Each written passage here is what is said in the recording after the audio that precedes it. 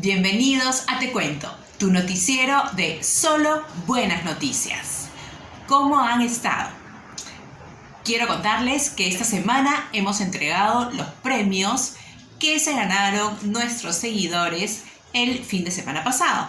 Aquí podemos ver las fotos de cuando se les entregaron sus regalos, ¿no? Excelente. Ya saben que pueden seguirnos en nuestras redes sociales. Ubíquennos como Thinking TV Digital, en Instagram, en Facebook y aquí en YouTube. Solo tienen que poner clic en suscribirse y después hacerle clic a la campanita. Los que ya están suscritos, por favor, entren y hagan clic en la campanita, que YouTube nos está pidiendo que nuestros suscriptores tengan la campanita activada. Así que, por favor, clic a la... Exacto. Campanita. Vámonos ahora a ver las buenas noticias de la semana en las cortitas. Adelante. Comenzamos las cortitas de la semana con los ajustes en las restricciones por pandemia para este domingo 11 de abril. Te cuento que en conferencia de prensa la premier Violeta Bermúdez señaló que el toque de queda que empezaba a las 9 de la noche en todo el territorio nacional este domingo 11 de abril se iniciará a las 11 p.m. Con esta medida se podrá circular sin restricciones para poder ejercer nuestro derecho al voto, señaló la primera ministra y añadió: tendremos el tiempo suficiente para poder acudir a los centros de votación y emitir nuestro voto entre las 7 de la mañana y las 7 de la noche conforme lo ha previsto el sistema electoral. Bermúdez reiteró su pedido a la población para que acuda a sufragar este domingo siguiendo todas las recomendaciones de la Oficina Nacional de Procesos Electorales. En la misma conferencia, el ministro de Salud, Óscar Ugarte, recomendó optar por que las gestantes, adultos mayores y las personas con discapacidad acudan a sufragar de 7 a 9 de la mañana, que respetemos dentro de nuestras posibilidades los horarios escalonados propuestos por la OMPE para evitar aglomeraciones y que no olvidemos llevar lapicero de tinta azul para evitar usar el mismo lapicero que los demás votantes y evitar así contagios. Por otro lado, ayer jueves 8 de abril y cumpliendo con lo estipulado en la Ley Orgánica de Elecciones que prohíbe reuniones o manifestaciones políticas desde los 2 días previos a la fecha central de las elecciones, te cuento que todos los candidatos presidenciales cerraron sus campañas, cada uno a su estilo. Por ejemplo, Johnny Lescano, candidato de Acción Popular, hizo caravana por Lima junto a sus candidatos al Congreso y Parlamento Andino. Recorrió los distritos de Jesús María, San Isidro, Magdalena y Pueblo Libre, terminando de manera un poco caótica en el local de su partido. Respeten la distancia social. Hernando de Soto, de Avanza País, cerró su campaña también con caravanas, pero en Juliaca por la mañana y por la tarde en su natal Arequipa, siempre en compañía de su esposa. Las féminas de la contienda electoral, Verónica Mendoza, de Juntos por el Perú, partió a su natal Cusco para cerrar su campaña con un pasacalle y una concentración en la Plaza San Francisco. Mientras que Keiko Fujimori, de Fuerza Popular, se quedó en Lima y realizó un recorrido en caravana, tras haber regresado de Chiclayo, y en la noche cerró campaña con un mitin virtual que ofreció desde Villa El Salvador. Virtualidad que también utilizó Julio Guzmán del Partido Morado, quien después de encabezar algunas actividades en San Juan del Lurigancho, cerró su jornada de manera virtual junto a su candidata a la vicepresidencia Flor Pablo desde el Teatro Leguía. Por su lado, Rafael López Aliaga, candidato de Renovación Popular, realizó una caravana por Lima Norte y en la tarde también tuvo un evento de cierre virtual, pero con la participación de artistas nacionales como Fernando Armas, Armonía 10 y Corazón Serrano. George Forsyth, de Victoria Nacional, diagnosticado con COVID-19 el último domingo, tuvo una visita de sus simpatizantes frente al departamento de Magdalena, donde vive. Forsyth salió por el balcón unos minutos a dar unas palabras a sus seguidores y cerró campaña a través de un Facebook Live proyectado en pantalla gigante en su local de campaña. Pedro Castillo, candidato del partido Perú Libre, tuvo su cierre de campaña en el Cercado de Lima, evento al que llamó la Toma de Lima, haciendo un recorrido desde Plaza San Martín hasta el Campo de Marte. El último tramo de su caravana lo hizo montado sobre un caballo. Daniel Urresti de Podemos Perú finalizó su campaña en Ate. Alberto Bengolea del Partido Popular Cristiano hizo una caravana en Ica, Chincha, Cañete y balnearios del sur de Lima, terminando en el local del partido de manera tradicional. César Acuña de Alianza para el Progreso estuvo en su natal Cajamarca, regresó a Lima y recorrió San Juan del Lurigancho. Ollanta Humala del Partido Nacionalista cerró en la Plaza de Armas de Huaycán en Ate y Marco Arana con una caravana en Tacna. Daniel Salaverry de Somos Perú cerró el miércoles en Iquitos. José Vega y Ciro Gálvez realizaron caravanas en Puno y Lima respectivamente. Rafael Santos estuvo en Plaza San Martín y Andrés Alcántara en San Juan del Lurigancho. A 2 meses de iniciada la campaña de vacunación contra la COVID-19, te cuento que el Ministerio de Salud informó que a partir del 16 de abril se efectuará una nueva estrategia de vacunación territorial y en base al Documento Nacional de Identidad. Con la primera modalidad institucional, en los últimos 2 meses se priorizó la vacunación de personal de primera línea y a los grupos que formaban parte de la fase 1. Ahora, según el ministro de Salud, Óscar Ugarte, la idea es pasar a la vacunación distrital y por grupos etarios. Además, Ugarte comunicó que desde esta semana Pfizer enviará 200.000 dosis semanales y a partir de mayo 450.000. Con el próximo lote se completará la segunda dosis de adultos mayores. Por ese motivo, la nueva estrategia empezaría la siguiente semana. El reto es terminar de vacunar a todos los mayores de 80 años en abril, para empezar en mayo con el grupo de 60 años a más, hasta cubrir los 4.650.000 adultos mayores que viven en el país antes de que termine el gobierno de transición de Francisco Sagasti. Se vacunará a los adultos mayores en los locales de votación de los distritos donde residen. Se plantea además que el orden sea definido por el último dígito del DNI y en horarios escalonados para evitar aglomeraciones, como se recomienda para las elecciones de este 11 de abril. Para que funcionen las proyecciones del MINSA, es vital la llegada de vacunas según lo acordado en los contratos con los laboratorios. Esta semana, una resolución ministerial del Ministerio de Educación alborotó los chats de padres de familia. ¿Qué pasó? Pues te cuento que el Minedu anunció que a partir del próximo lunes 19 de abril se espera la reapertura del 15,9% de las escuelas a nivel nacional, pero la mayoría de ellas están ubicadas en zonas rurales. Ricardo Cuenca, ministro de Educación, indicó en conferencia de prensa que los colegios deberán cumplir con estrictas medidas de bioseguridad y además la decisión final de la reapertura de las aulas será tomando en cuenta la posición de la comunidad educativa, directivos, profesores y padres de familia. Ampliaremos a detalle esta información en el próximo bloque de nuestro noticiero, donde conversaremos con el director general de Gestión Descentralizada del Ministerio de Educación. Y para cerrar las cortitas, te cuento que ya tenemos en Lima el primer punto de recarga eléctrica para vehículos en un conocido grifo al sur de Lima. Con el fin de incentivar el uso de movilidades eléctricas en el país y promover sus ventajas económicas y ambientales, Petroperú y Enel X Perú inauguraron la primera electrolinera en las estaciones de servicio afiliadas a la mencionada empresa estatal. Esta nueva electrolinera es un paso importante en la masificación de tecnología amigable con el medio ambiente y de la electromovilidad en el país. Por ello, tienen previsto crear una red en el sur y norte chico que se unirá a la red de más de 40 electrolineras a lo largo del país para así garantizar el acceso a una energía segura, sostenible y moderna para todos en el país. Y ahora el bloque económico a cargo de Fernando Echevarría. ¿Cómo estás, Fernando? ¿Qué tal?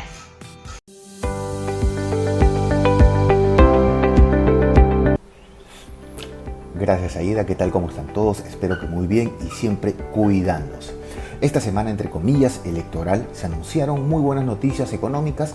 La mejor para mí es que la Cámara de Comercio de Lima ha identificado que el Perú cuenta con una cartera de 39 proyectos mineros y energéticos estimados en más de 25.000 millones de dólares para el periodo de 2021 a 2025.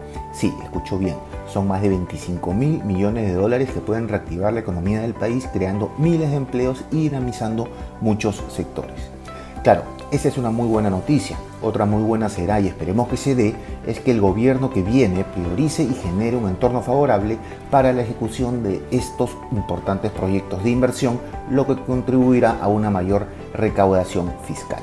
Ojo, De estos más de 25.000 millones de dólares de proyectos de inversión, 11.753 corresponden a 13 proyectos mineros, 9.489 millones de dólares a 24 proyectos del rubro energético y 4.142 millones de dólares a 2 proyectos del sector hidrocarburos.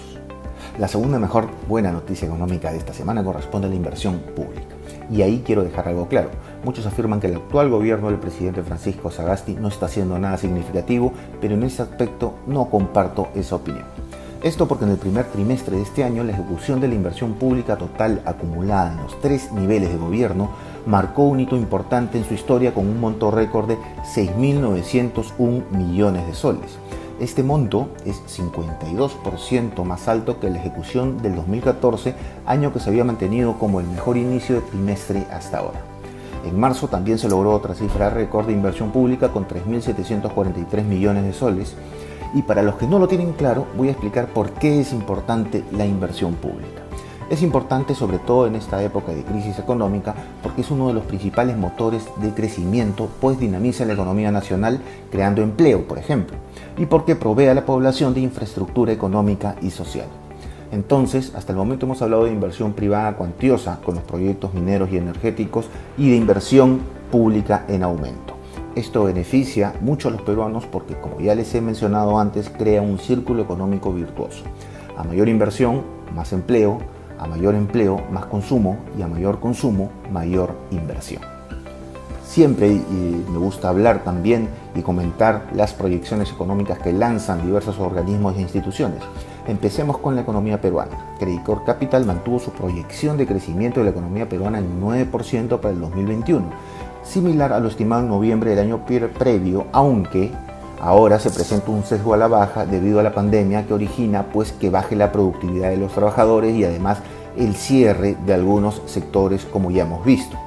Por eso, para lograr el círculo económico virtuoso que les comenté hace un momento, es muy importante que el gobierno haga esfuerzos por mejorar el tema sanitario y controlar la pandemia. Sé que es difícil, pero hay que poner énfasis, señor presidente Sagasti, en abrir más plantas de oxígeno para no seguir viendo a miles de personas morir ahogadas. Hay que poner más camas UCI y sobre todo hay que seguir gestionando la compra de vacunas. Sin eso, y con un rebrote de la pandemia que originará cuarentenas, cierres de negocios y pérdidas de miles de empleos, ojo, no crecemos este año ni 3%, y eso si es que crecemos. Esto va también para el próximo presidente. Repito, sin vacunas, sin más plantas de oxígeno y camas UCI no avanzaremos y aumentará la pobreza. Finalmente, hablemos de la economía global. Tras una contracción estimada en menos 3,3% en el 2020, el Fondo Monetario Internacional proyecta que la economía mundial registrará un crecimiento de 6% en el 2021, que se moderará a 4,4% en el 2022. De esta manera, el Fondo Monetario Internacional mejora sus proyecciones de crecimiento de octubre del 2020. Hasta la próxima semana.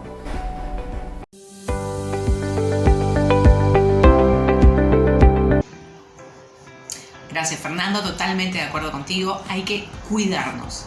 Y más, mucho más, este domingo, que son las elecciones en nuestro país. Recordemos las recomendaciones que la semana pasada nos dio la vocera de la OMPE. Mascarilla bien puesta. No van a permitir el ingreso si tienen temperatura arriba de 37,5. Mantener el distanciamiento social. Lleven su lapicero propio para que no tengan que compartir el lapicero que tienen en la mesa de sufragio. ¿Ok? Por favor, si pueden ir a pie, háganlo. O en bicicleta, ¿no? Eviten el tránsito en automóviles. Claro que si es lejos, no queda otra. Pero evitemos movilizarnos en auto. Pueden ver también el programa de la semana pasada para que tengan claro todas las indicaciones y recomendaciones. Otra recomendación importante a tomar en cuenta es el horario escalonado, ¿no? El último dígito del DNI tiene un horario establecido. Y a las personas mayores de 65 años o que tengan algún problema de salud o madres embarazadas, pueden ir de 7 a 9, que es un horario especial, para que ellos tengan mayor comodidad y que no haya, obviamente, aglomeraciones. Y bueno, esta semana salió una resolución ministerial del Minedu que activó los chats de padres de familia de los colegios, ¿no? Porque han dado luz verde, una norma, para poder reactivarse las clases presenciales, pero en ciertas zonas de nuestro país, y además tiene que cumplirse ciertos requisitos y aprobaciones, no solo del Minedu, sino de la comunidad educativa. Para disipar las dudas, conversamos con el director general de gestión de descentralización del Minedu, con el señor José Carlos Vera, quien nos aclaró muchas de las dudas y preocupaciones de los padres de familia. Veamos la conversación. Bueno, José Carlos, salió esta semana la resolución ministerial que dice que a partir del próximo domingo 19 de abril se da la reapertura de los servicios educativos, pero en cierto grado, ¿no?, de presencialidad, y los chats de padres de familia se empezaron a volver locos, ¿no?, y empezaron a activarse y con muchas preguntas y mucha preocupación. Cuéntanos, por favor, ¿por qué se tomó esta decisión, para empezar?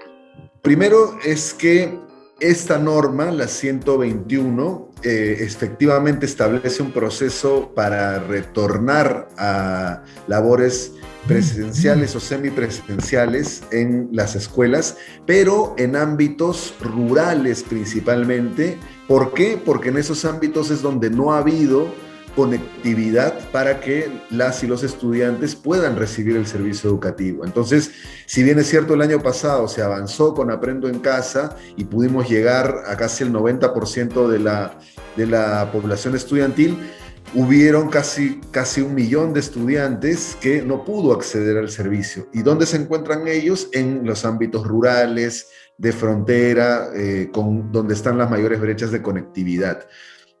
Entonces, y es además en estos ámbitos donde sabemos que la pandemia y el COVID no ha llegado con tanta fuerza, ¿no? Entonces, es primero un proceso, que quede claro, solamente orientado a ámbitos rurales, con poca conectividad, y además es un proceso gradual y voluntario, ¿no? Seguro, flexible, gradual y voluntario. ¿Qué es lo que se va a poner como requisitos, digamos? Es precisar que estas habilitadas han cumplido ya con ciertos criterios epidemiológicos, como decía, ¿no? Por ejemplo, ¿cuál es? Tasa de mortalidad en el distrito, incidencia de casos de COVID en el distrito, ¿no?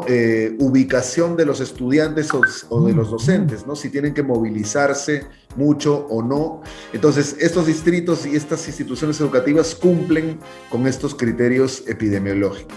Una vez que están habilitadas con estos criterios, pasamos a 2 requisitos o 2 grupos de requisitos adicionales. Uno, entonces, son las condiciones de bioseguridad, ¿no? Que tengan los kits de higiene, que tengan los espacios ventilados y el aforo suficiente, y hemos transferido también recursos a la SUGEL para que adquieran mascarillas y protectores faciales, ¿no? Entonces, las instituciones tienen que acreditar que ya tienen todas estas condiciones de bioseguridad.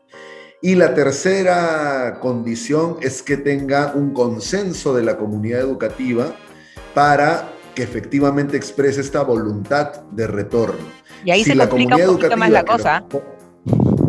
Claro, porque tienes que convencer en todo caso a los padres y madres de familia, a las autoridades comunales, ¿no? Que siempre tenemos a los profesores.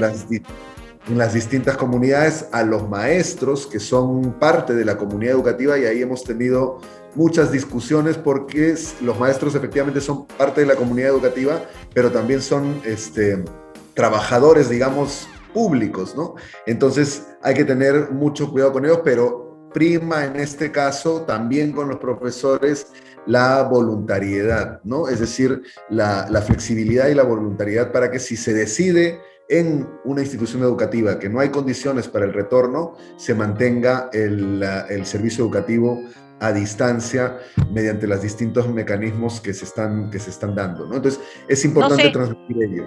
¿No se está tomando como una alternativa el vacunar a los profesores?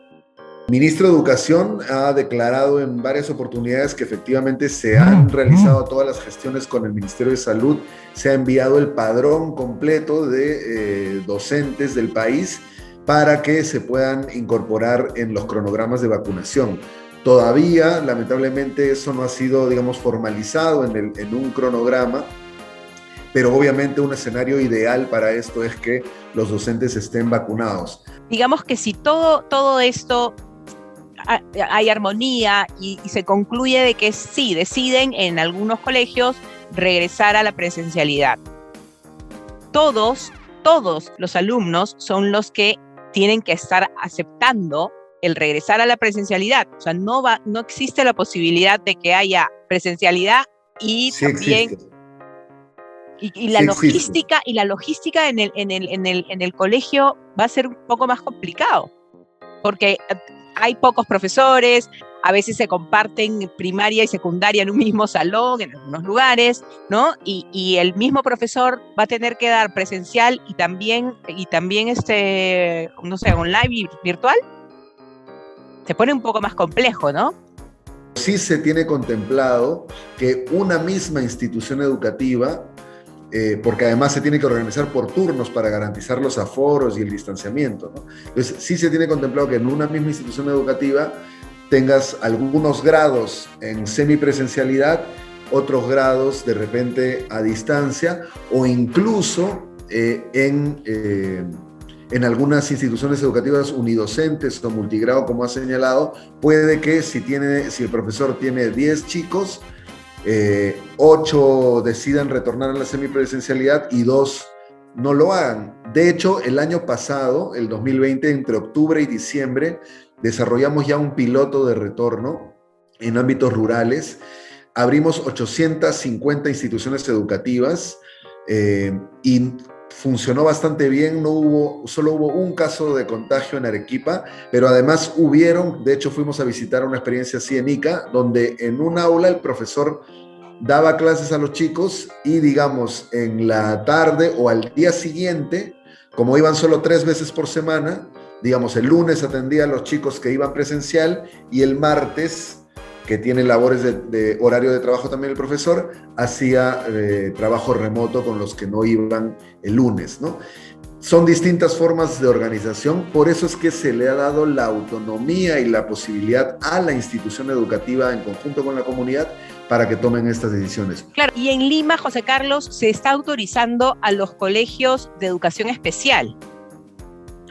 Solo en ámbitos urbanos, solamente hay esa excepcionalidad en estos, lo que se denominan los CEBES, los Centros de Educación Básica Especial. Uh-huh. ¿Por qué?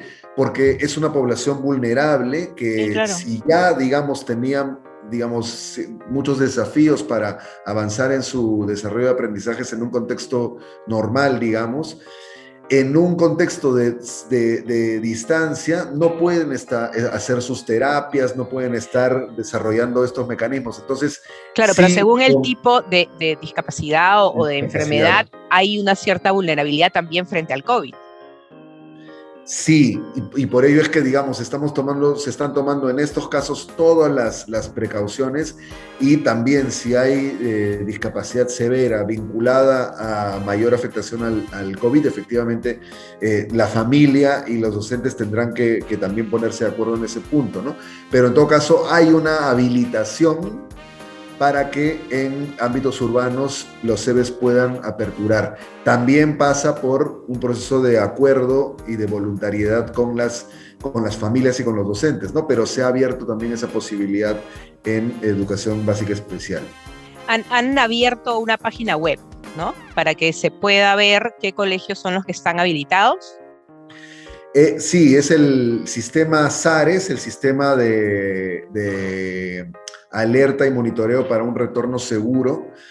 Uh-huh. Tenemos un link donde la comunidad educativa puede ingresar y puede apreciar por región, por UGEL y hasta por distrito, cuáles son las instituciones educativas habilitadas para poder retornar, ¿no? Como decía, tenemos 17.178, que es el 16% del total de instituciones educativas nacionales. El 95% de ellas están en áreas rurales, el 99% son instituciones públicas, el 95% son de educación básica regular y 4.5% son estas de educación básica especial que señalábamos, ¿no? Las principales... Institutos, universidades.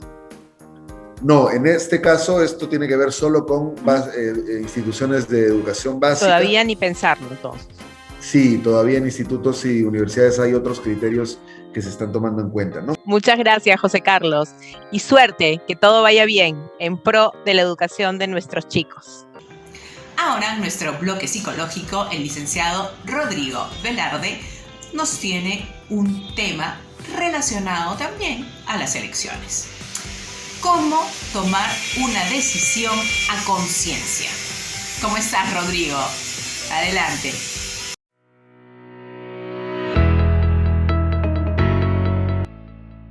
Hola Ida, ¿cómo estás? ¿Qué tal? Es un gusto estar acá con todos ustedes. El día de hoy quería hablar con todos, ¿no?, sobre un tema muy importante. Este domingo 11 de abril son nuestras elecciones y para ello hay que votar de manera consciente. Es por eso que el tema del día de hoy es la toma de decisiones. ¿Cuál es el proceso de la toma de decisiones o cómo es que se desarrolla? Primero, el ser humano, niño, adulto, adolescente, anciano, evalúa la situación, ¿no? Recibe el estímulo externo, sea por distintos medios, auditivo, visual, etcétera, ¿no? Y evalúa la situación, pero ¿en base a qué? En base a las experiencias y al conocimiento. Es acá que, en base a ello, se toma la decisión más óptima para la persona. Ahora, acá vamos a hacer una pausa porque tomemos en cuenta de que hablamos hace un tiempo del desarrollo de la moral y hablábamos de que el niño, su moral se desarrolla en base a lo beneficioso para sí mismo, en lo bueno o malo, si es que lo castigan o lo benefician. En cambio, el adulto ya debería haber alcanzado un nivel de desarrollo moral que se orienta al beneficio común, al bien mayor. Es por ello que vamos a ver que en la toma de decisiones es muy probable que la decisión que tome un niño sea en beneficio propio, mientras que la decisión que tome un adulto sea en beneficio del común. Esa es la evaluación en teoría que se debería hacer. Ahora, al momento de tomar decisiones que nos signifiquen una consecuencia a largo plazo, posiblemente riesgosa, como es las elecciones, como es un voto presidencial, hay ciertas pautas y ciertos tips que les voy a dar. Lo primero es que evaluemos bien la información que recibimos. Evaluemos las fuentes de la información que recibimos. Evaluemos bien qué tipo de información estamos recibiendo y qué cantidad. Necesitamos toda la información posible. Recordemos que las decisiones que nosotros tomamos son en base a lo que sabemos y a lo que hemos experimentado. Escuchemos a los mayores, pero también escuchemos a los jóvenes. Hay que evaluar ambas situaciones. Segundo, seamos empáticos. Seamos empáticos no solamente con nuestra situación, sino también con la situación del otro. Y por último, tomemos la decisión en base al bien común. No porque un candidato me pueda beneficiar a mí, significa que beneficia al resto. Lo último que les voy a decir, sean conscientes de su voto. Sean conscientes de que el voto es propio. No se dejen influenciar. Voten a conciencia de lo que ustedes están convencidos. Y nada, la toma de decisiones es muy importante. Los dejo con este pensamiento. Recordemos que debemos ser responsables de lo que decimos, pensamos o sintamos y hacemos. Un abrazo, cuídense mucho y nos estamos viendo la otra semana. Eso ha sido todo por hoy. Nos vemos mañana con mucho más buenas noticias del ámbito internacional, del deporte, del espectáculo, los ejercicios para nuestros abuelitos de la casa y mucho más. No se olviden que pueden seguirnos en Instagram, en Facebook y aquí en su canal de YouTube Thinking TV Digital. Se suscriben, hacen clic y hacen clic en la campanita. Campanita. Exacto, en esa campanita. Que tengan muy buenas noches. Nos vemos mañana. Chao. Todavía no te lleves el programa Osquitar. Me olvidé de decirles que el domingo en el bloque de entrevistas vamos a conversar con el abogado constitucionalista Alejandro Rospigliosi sobre elecciones, política, la campaña, el futuro de nuestro país. Nos vemos. Hasta mañana, ahora sí. Chao.